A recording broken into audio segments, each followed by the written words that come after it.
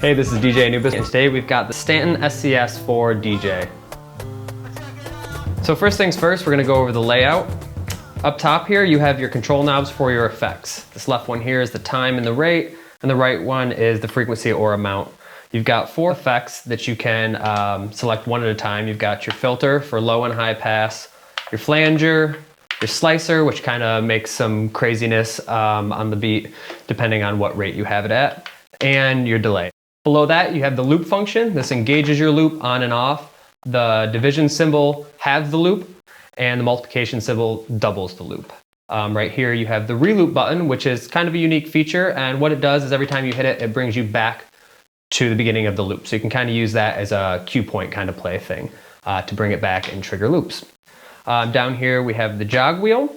Like with many other controllers, you have the scratch function. And without that turned on, this will just adjust your pitch as if you were touching the side of the platter. However, even with the scratch function on, the middle of the platter will scratch, but if you hit the sides, it won't actually rotate the song as if you were scratching. It'll still just be dedicated to pitch control. Also for pitch control, you have your pitch bend buttons, down and up, plus and minus, and your pitch fader. To the left of either platter, you have a touch button. With this engaged, what that does is allows the platter to act as a button for your cue point. Now, the cue point can be automatically set to the beginning song, the beginning of the waveform, or you can set it using the cue button located right beneath the platter. So once a cue is in place and you hit this platter, it's just like hitting a cue point button. So you can play on the platter like you would a cue point, which is kind of unique, and it's an interesting, fun feature. I use it a little bit in the demo, as you can see. Below that, you have your standard play, cue, sync, and tap. Tap is in case the BPM is wrong on the song, is determined by the SCS4, so you can just tap that out to correct that. But so you know, that does not change the beat grid, just the tempo, so careful when you're doing that. The middle, for the most part, is your standard mixer setup, crossfader, 2 volume faders, and your readout in the middle. You know, there's a little record button. That's because the SCS does record your sets. Above that is your low, mids, and highs. And that's it for the basic functions of this. So it's a typical layout, very comfortable, very easy to get used to. Something unique to the SCS4 are these jog wheels. These jog wheels are weighted. And what that does is it gives you a pretty similar feel to turntables. When I first jumped on this thing, I was back cueing, and the problem most turntables have with a controller is that the platter's not moving, so you don't really get the feel of juggling that you would on a turntable. I found if I'm not looking at this, you know, not mentally thinking, oh, this platter's not moving, it felt like juggling on turntables as much as you could with a smaller platter. So I was pretty impressed with that. That brings us to the most unique feature of the SCS4, which is that it's truly an all-in-one system. It's got its own computer inside with a nice sized screen to display all the information you need to see. So you bring a thumb drive, a hard drive, whatever, plug it into one of many USB ports on this thing, and wait for it to load. Automatically scan my thumb drive, and these are the songs that I used in my routine. They pop right up and are immediately playable. So let's load up a flute loop on A. As you can see, that has 4 soft keys. Depending on what window you're in, the buttons change. So right now we're on the waveform screen, and what this does is as a song plays, it counts the beats for you. So if you had another song playing over here, you get the 2 dots moving in line and your beats matched.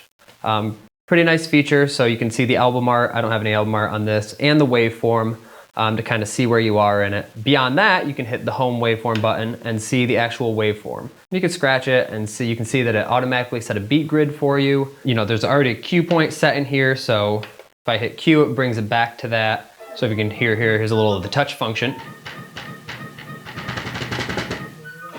Disengage that and scratch function. Next up, we have the browse window. Hit the browse button here. Your soft keys change. You have search, a playlist function, which any song you're on, you click to playlist, and it adds it to a preset playlist for you. You can sort the playlists. You hit sort, it brings up title, artist, BPM, time, album, genre, comments, all the things you'd expect to sort a list by. So to control all your browsing functions, you have a rotary encoder right in the center of the unit. Nice big encoder. You've got a back button to the left and your enter button or select button to the right. It's got a nice little click to it, nothing too hard. So that's how you're gonna scroll through all of your menus on the screen. Next, we're onto the playlist. Again, Similar functions for the playlist as the browser list, but you can delete things out of your playlist. You can search, you can shuffle them, load A, load B, both soft keys. The more in-depth menu here is the system menu. In here you're going to find your audio settings, platter settings, you can adjust the way this functions, crossfader settings, display settings, and it does have a little video player so you can actually watch little videos on the built-in screen. So that's it. That's most of the functions of the actual internal computer and what you can see on the screen. Obviously there's more menus inside the menus. You can really customize this thing. In addition to this little top load USB, you have this compartment. Now in here what you have, if you can see here, is 2 more USB ports. And what those are for, like the MyBook size or the MyPassport sized portable hard drives. It's got a little padding here and a little padding there. Stick it in there, plug it in, and forget about it. On the back of the unit, you have the power button, spot for the power cord, an input for a USB cord if you want to connect this to your computer and use it as a MIDI controller. Another USB input for a hard drive or a thumb drive. You've got 2 RCAs out and 2 1/4 inches out. On the front of the unit, you've got your headphone volume controls. This is your volume here, and this is selecting between queuing and mastering. So if you have it all the way over to your right, you're going to hear the master mix, same thing that's coming out of the outputs. This is your headphone input. You've got a 1/4 inch and an 1/8 inch, which is really nice in case you lose your adapter. And over here, this is your master volume right in the front, and this is the mic input volume. You do have a 1/4 inch mic input right here. Not a lot of controls for it, but volume should be enough for most things. So that's it. That's the Stanton SCS.4DJ. It's a true all-in-one system. So for those of you guys or girls starting out DJing, you don't have to invest in a really expensive computer. All you do is bring your music and this thing, and you can DJ anywhere.